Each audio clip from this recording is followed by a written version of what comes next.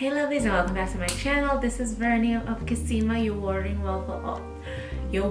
well for all things faith and mental health. I'm so glad you're able to join me for one more video before we jump into the main planning. When I say main planning, I'm referring to last week's video. If you didn't already, check it out. I'm gonna link it below. Last week I talked a little bit about just kind of planning for the new year. By the way, Happy New Year! How about that?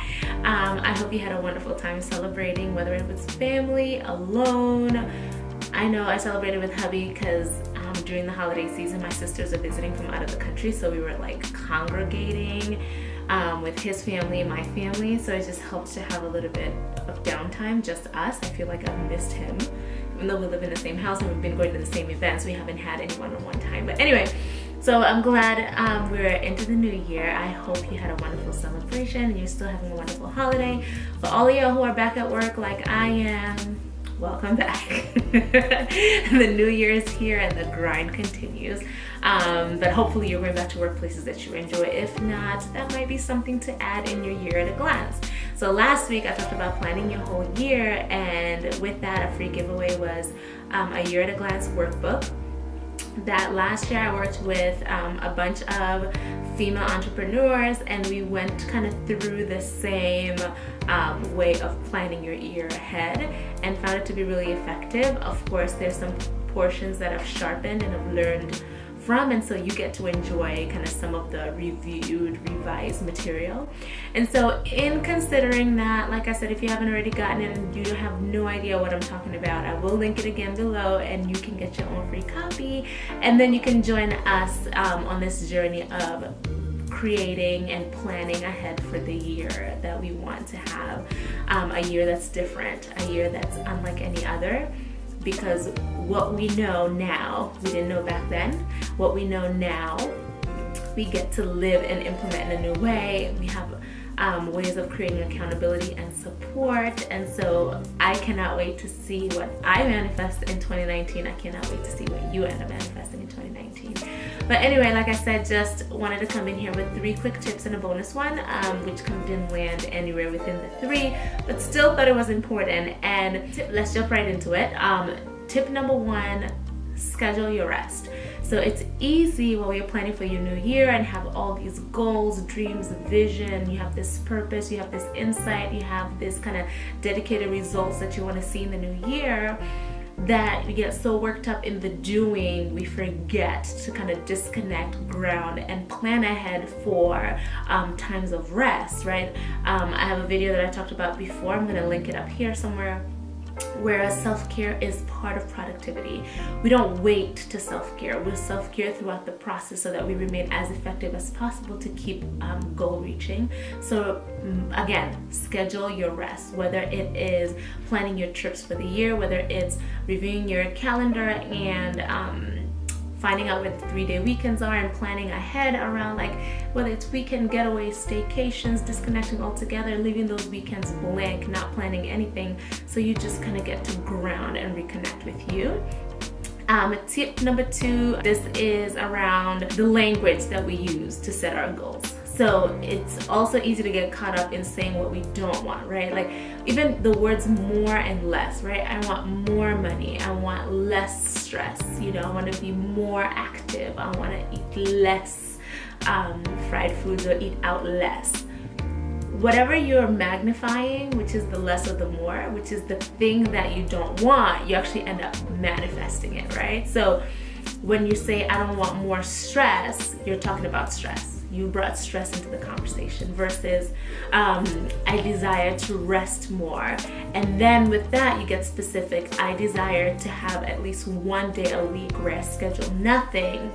You're now magnifying the thing that you actually want, which is to rest, to relax, to decompress, which we all want. And so just mind your language, right? If you want to exercise more, don't just add more. Get specific around, I want to exercise at least 3 days a week. And then you can say or more, but you've already given yourself a clear result, like 3 days a week is the baseline or the minimum, and anything above that is a bonus. Versus I just want to exercise more and then you leave it up in the air. Because one, if you don't give you a reference point of what last year was, whether last year you worked out 5 times a month, 10 times a month, versus actually want to work out now at 15 to 20 times a month. If you don't have a reference point, it's hard to stay kind of committed and grounded in what more exactly is. So just remember that. Mind your language. Actually document what you do want. If you want to increase in your financial life or in your career, what does that really look like? You know, in my income, I want to increase my income at least $5,000 or more. Write that down, and then start getting clear on like, okay, so what are the avenues that can come out of? Well, if you have yearly annual raises at my job, then you know you're expecting a specific amount to come from there. If that amount, if the $5,000, let's say, that you put there, let's say $2,000 comes from your raise, where's the other 3 coming from, right? So it helps you to get a little bit clearer around, like, are you an entrepreneur? Are you going to be doing events? Are you going to be producing merchandise? Are you writing a book? Are you kind of planning on consulting? You know, are you planning on supporting somebody in an event? You know, are you going to be volunteering or doing philanthropic work? Are you going to get a second job? You know, whatever. Just figure out where that gap gets to be, that gap of that, let's say that this is just the example of the $3,000 gets to be filled from. Okay, and this one, it's kind of easy peasy, and hopefully we're all doing it, but just didn't want to run over it as if it's second nature for everyone. But plug in your yearly events, right? These are the things that consistently come up. Birthdays are always coming up. For the important people in your life, including yourself, plug them in, and then start thinking ahead of how do I want to celebrate. Like, I know this year I'm going into my 30th, and if I want to do something grand, I want to do something special. And so, okay, I need to start planning that from now. Like, girl, you want a photo shoot? You want a boat ride? Do you want just dinner with friends? Do you want it to be low-key? Do you want to just disappear and like show up in a different part of the continent? Who knows? But I get to start planning that now, and I invite you to do the same. If it's for people that you love, that you celebrate by giving gifts, it helps you to also, like, if you're doing your financial calendar, you get to kind of see where money's going to go into, where you need to get creative, and whether it's making gifts and really using Pinterest and YouTube DIYs to your advantage. And so yeah, plug in the yearly events, whether it's birthdays, anniversaries, work anniversaries, even like the 3-day weekends I was talking about before, you know, kind of really plug those in. One thing that can easily get forgotten, which is like your annual checkups, whether it's your physical. Ladies, when we have to go bust it wide open at the gyno, plan that out. These are also free services that come under health insurance, if you do have health insurance, which we all should, right, under the Affordable Care Act. Anyway, and versus waiting until it's an actual disease and now you have to pay for a copay, you have to pay for surgery, right? Like, plug those things in. The dentist, every 6 months, so twice a year for free cleanings. I love how this ring light makes my teeth look so white. I love it. Random. But yes, plug those in. Like, get to know or ask around, shop around for people who actually have amazing doctors. Like I said, with anniversaries also, you know, if it's kind of big life events, you know, whether it's like a business anniversary.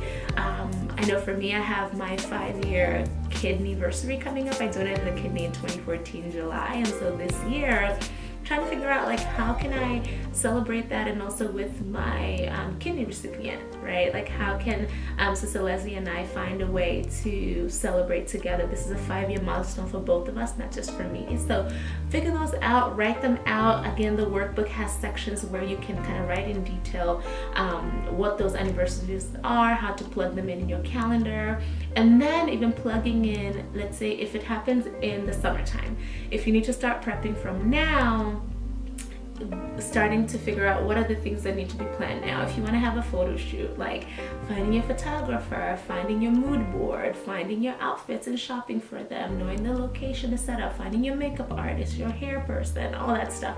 Like, I'm saying all these things because there's stuff that I'm planning for already, and so I'm just inviting you to kind of dig in. Now, the bonus point that I mentioned before, listen here, this is my absolute favorite tip so far, and it is allow yourself to quit things you no longer enjoy. Okay, what can this be? This can be people, places, things, situations, you name it. You know, if you are at, let's say, a workplace and a job that you know you do not enjoy, and that there's nothing that you can do to change internally, consider completely leaving the organization. It is a choice to stay, it is a choice to go. If you choose to stay, stop. Listen, like I posted this before, like choose a struggle. Like you're gonna complain or you're gonna stay and just suck it up and just be joyful where you are and be content. You're choosing to stay or leave, and so pick a struggle. Is the struggle gonna be like, you know what, I'm gonna buckle down, I'm gonna work on my resume, I am gonna like do job hunting, I'm gonna go on interviews, I'm gonna jump out there and start a business, all that good stuff. Pick a struggle. Or am I gonna just stop complaining because I am choosing to stay here, so I might as well find joy in it? Like, what if the only thing you can think about is this pays my bills, and I'm grateful, Lord, that this pays my bills? Let that be the reason why you choose joy daily, even in a place that you feel you can't leave just yet. If it's people, whether it's relationships, intimate partner relationships, family relationships, or dynamics that are unhealthy for you, living arrangements that are unhealthy for you. You know, I have friends who have horrible roommates and people who have great roommates. Either one is available. Which one are you gonna opt for?